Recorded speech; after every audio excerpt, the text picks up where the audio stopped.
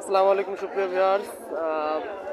আজকে আছে রাজবাড়ী জেলার কালোখালী উপজেলা এবং বালিয়াকান্দি উপজেলার মধ্যবর্তী অবস্থানে অবস্থিত সোনাপুর বাজারে।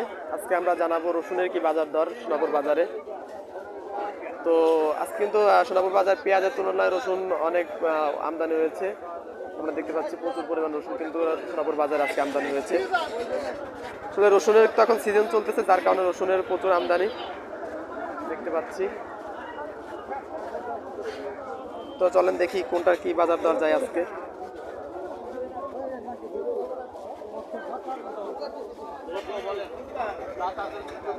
কাকা এটা কি দাম বলে? 2400।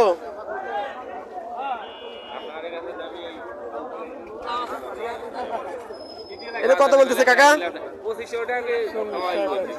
40 টাকা কেজি। কত? 2800 টাকা দাম।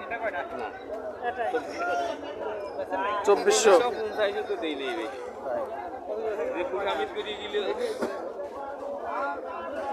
এটা কত দাম হচ্ছে? 2200, 2400, 2300 2200 দাম বলতেছে। দাম তো পাচ্ছে না। দাম বলতেছে না, কেবল আইছে না।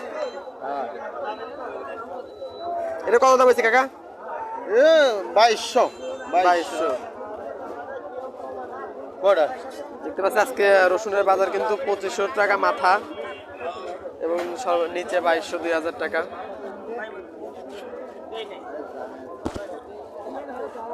কাকা কত বলতেছে রসুন এটা?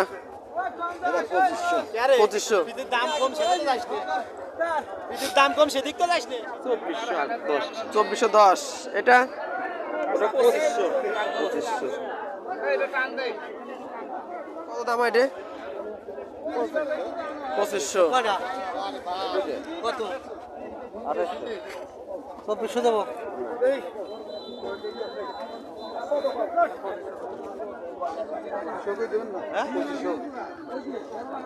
কাকা এটা কি দাম হইতেছে?